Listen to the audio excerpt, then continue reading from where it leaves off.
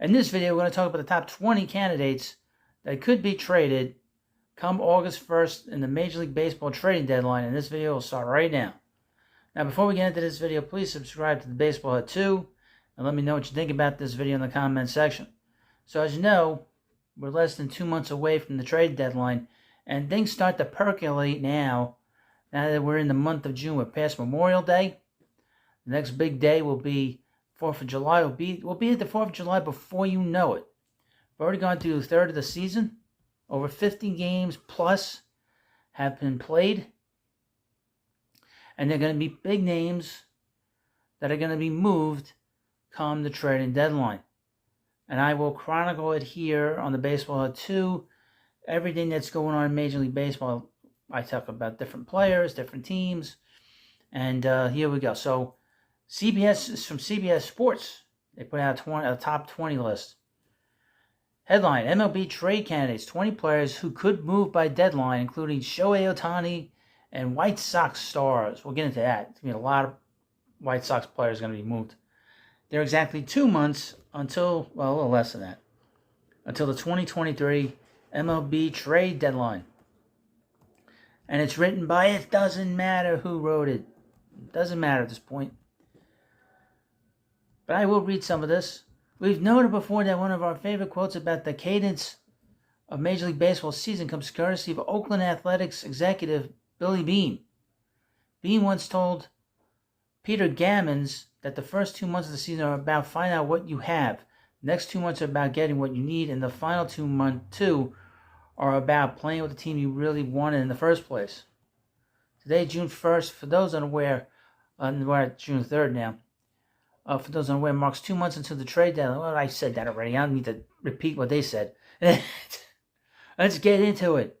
Shohei Ohtani, two-way star with the Anaheim, Los Angeles, whatever the hell they want to call themselves, Angels. Everyone knows the drill. The Angels don't want to trade him. And they certainly won't want to trade him if they're within walking distance of a playoff spot. Reality is often inconvenient, however, and that's why the Angels should answer the phone when it buzzes. Hello? Hello? No, we're not trading. Click. In an ideal world, the Angels can hang on to him to the deadline with the hope that they'll make it to the postseason and then make enough noise to convince him to stick around. Shohei, are you going to stick around? I don't think so. Okay. That said, unchecked optimism is seldom an effective long-term strategy. The Angels need to be honest about their chances when it comes to being at the glut of the American League East teams jockeying for the wild card spots. Not to mention whichever West team finishes second. Now the Rangers are going crazy there in the American League West. It's going to be interesting to see what happens between them and Houston. And additionally, about their chances when it comes to winning the Ohtani sweepstakes. Again, maybe the offers they receive for Ohtani won't justify putting on their playoff aspirations. Fair enough. We just think they should have an open mind about it. Potential fits. Now, mind you, I personally don't think he will be traded because they are losing box office. If you trade him, the Angels will lose a substantial amount of people going to the ballpark to see him on the days he pitches, specifically on the days he pitches. But here are potential fits. And it can be either after August 1st or in the offseason. First up, the Los Angeles Dodgers. Angels aren't trading into the Dodgers.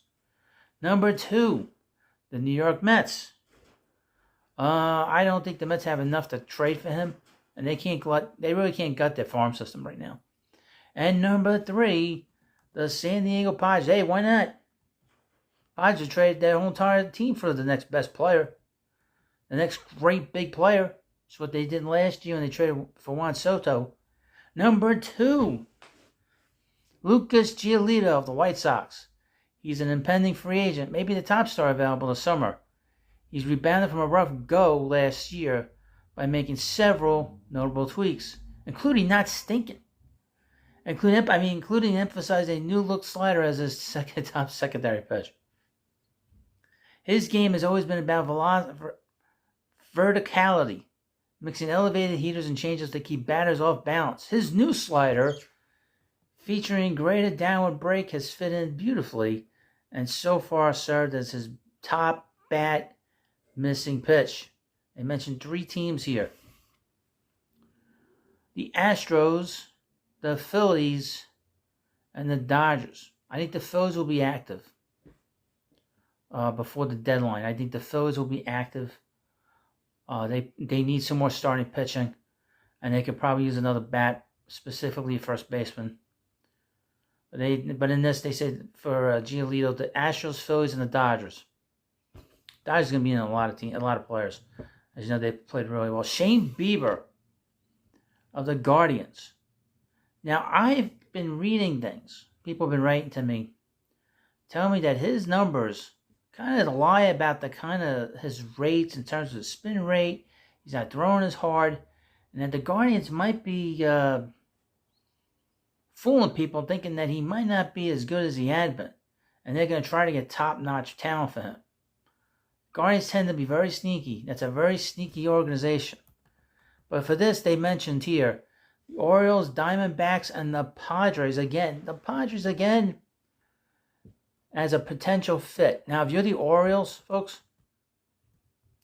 with all their young talent, they got to be very careful who they trade for this particular pitcher. He has been a good pitcher, but if the Guardians are willing to move him, buyer beware. Eduardo Rodriguez of the Tigers. I keep hearing he's going to get moved. Now he has an opt-out, and he's got 3 years, $49 million left on his contract. He'll probably get the hell out of Dodge. He's going to Dodge City. He'll probably want to get out of Detroit. So there's probably a good chance he'll be moved. Potential fits on this. What this article says: the Astros, Red Sox, and the Phillies. He did pitch well against the Mets one night. I saw him a few weeks ago. The White Sox, Dylan Cease. It's unclear how deep the White Sox are willing to push into a rebuild this summer. For that reason, others, Cease appears to be more of an off-season trade candidate. He's under team control through the 2025 season, and his slow start may make the White Sox more conservative with shopping him, lest they sell low on last year's AL Cy Young Award runner-up. The catch is his slippage has been on more than a statistical front. His velocity and command have backed up compared to 2022, and that combination has him missing bats at a lower frequency than usual. Maybe the team will make it easy for the White Sox by coming in hot and offering a return sizable for an ace.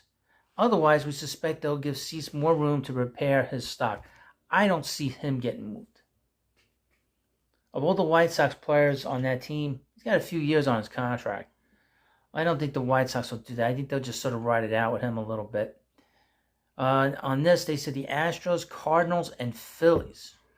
Cardinals are a sneaky team, too. They always tend to make deals that you wouldn't think. They would tend to bring in the right guy. Number 6, another White Sox. All the White Sox here, boys and girls. Tim Anderson of the White Sox. Now, he's got another year on his contract.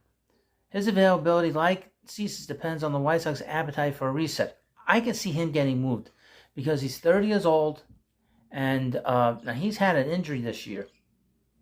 Gets to his knee, and he hasn't played well. So I could see him getting moved this year. And the Dodgers could use a shortstop. And it's funny, I should mention the Dodgers. This article says the Dodgers, Braves, and the Mariners. The Braves, I could see them doing something like this. I could see that, definitely. Again, another player from the White Sox, Yasmani Grandal, catcher. It's always challenging to find help behind the plate. That's why Grandal makes the cut despite several alarming developments in his game. Let's put it this way: if you were to write down his 3 biggest strengths based on what you know about him, and without looking at his stats this season, you would probably have an order: framing, plate discipline, and power. He's rating far worse in frame than usual. He's swinging far more, and that both his average and maximum exit velocities are several ticks below his normal. Ooh, that's not good. And he's 34 years old, and he's on the other side of the hill. No offense, Yasmani, if you watch. I'm sorry. probably on the other side of the hill. And they say potential fits for him are the Padres, Astros, and the New York Yankees. I could see him going to the Astros, although the Padres could use some catching help. Number 8, Joc Pederson. Pederson is currently out with a hand injury he suffered after being hit by a pitch. Presuming he makes a full recovery in the interim, he could be one of the top available hitters. Now, according to this, they put out 3 teams: the Mariners, the Brewers, and the Mets. That's interesting about the Mets. I'll have to see. We've heard rumors here and there, but I don't know. I don't know what the deal is there yet. But I think he'll get moved because he took the qualifying offer this past offseason, and I think there's a possibility he could get moved now. J.D. Davis, third baseman with the Giants. Giants acquiring Davis what quickly became a lopsided deal last deadline. To all you Mets fans who wanted to feel worse about their days, that was the trade that sent Darren Ruff to New York. At some point on the regular baseball hut, we're going to dig into this trade. Davis has since improved in an important way, upping his in-zone contact rate to a significant degree. He remains prone to swinging and missing, mind you, but he's no longer venturing near Joey Gallo's. He was never Joey Gallo. The thing I would mention about J.D. Davis, I saw him play for a few years here in New York. He can hit. The problem with J.D. Davis is that he cannot hit high quality pitching. His bat's a little slow. I'll say that. He won't qualify for free agency until after the 24th season. Potential fits: the Yankees, Mariners, and the Brewers. Alex Cobb, number 10. If the Giants remain close to the race over the next 2 months, we could see Fernandes and crew buying. San Francisco's poor run differential makes us think they'll fade, though, and that's why we're including several Giants. Giants could go either way right now. They mentioned the Cardinals, the Brewers, and the Rays. If a team like the Rays picks up a player, they'll figure out a way to make him good, and then they'll just basically dump him on the side. If you think about it, other than Willie Adames with the Brewers, every player that the Rays let walk away, it's almost like they throw them on the side of the road. They just dump them on some team. Chris Archer's a good example of that. Number 11, Lance Lynn. Now, he mentioned a couple of names of teams here. Now, he's 36 years old. He's pitched really poorly. But I could see him get moved and being really good in the second half. The Cardinals, the Padres, and the Diamondbacks. That's a Cardinals type of move, Lance Lynn. That's a Cardinal type move. From the Tigers, right-handed pitcher Alex Lang. And they mentioned with him the Rays, the Rangers, and the Diamondbacks. Number 13, which I don't think is this particular player is going to get moved. This is Alexis Diaz of the Reds. What we wrote about Lang, well, it doesn't matter. It doesn't matter what they wrote about Lang. I don't think Diaz is getting moved. I don't think the Reds should move him. They put on here potential fits: the Rays, the Braves, and the Phillies. I don't see him get moved. Aroldis Chapman, number 14, he's definitely getting moved. Because he's throwing really hard, and the Royals they only spent some money on him. They brought him in so they could trade him. Here they say the Phillies, the Diamondbacks, the Brewers. I'd also put the Mets on this list. Next up, Joe Kelly, the White Sox. He's 35 years old. He's definitely going to get traded. They mentioned the Rays, the Rangers, and the Brewers. I'd put the Mets there, too. Mets could use another veteran arm out of the bullpen. Tyler O'Neill. The Cardinals have been due to trade from their outfield surplus for a while. Want to make it happen over the next 2 months. O'Neill seems like the safest bet to go. He's a year plus away from reaching free agency, as well as a year plus removed from 21, when he homered 34 times in an apparent fake breakout.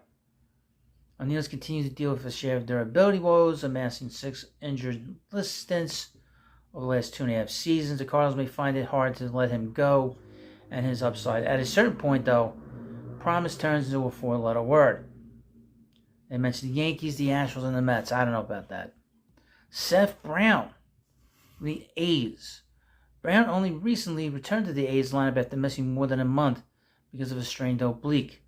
He's established himself in recent years as a solid, if unspectacular, unamazing, unterrific three-corner outfield option against right-handed pitching. The three teams they mentioned here is the Mets, the Padres, and the Yankees. Randall Krychuk from the Rockies. They mentioned here the Rangers, the Brewers, and the Yankees. We'll see on him. From the Reds, Nick Senzel, third baseman. They mentioned the Yankees, the Dodgers, and the Astros. And finally, Brent Rooker, the Rangers, the Mariners, and the Yankees. Any player that's on the A's has a bit of a taint on them because they are part of the worst. They right now could potentially be the worst team in baseball history. Not just in the, just not in terms of the 1962 Mets, but the worst team ever. The worst team ever was the 1897 Cleveland Spiders, who won 37 games in 1897. That's considered one of the worst teams ever. And of course, the modern record is 40 and 120 with the Mets in 62. Well, got to be careful with those guys. Just as an aside. Well, you let me know what you think about this video. And of course, please subscribe to the Baseball Hut too. Let me know what you think about all these places and all these teams and all these players. And there are going to be a lot of players getting moved. We'll see if it's like last year, which I don't know. We'll see. Thank you for watching, and I'll see you later.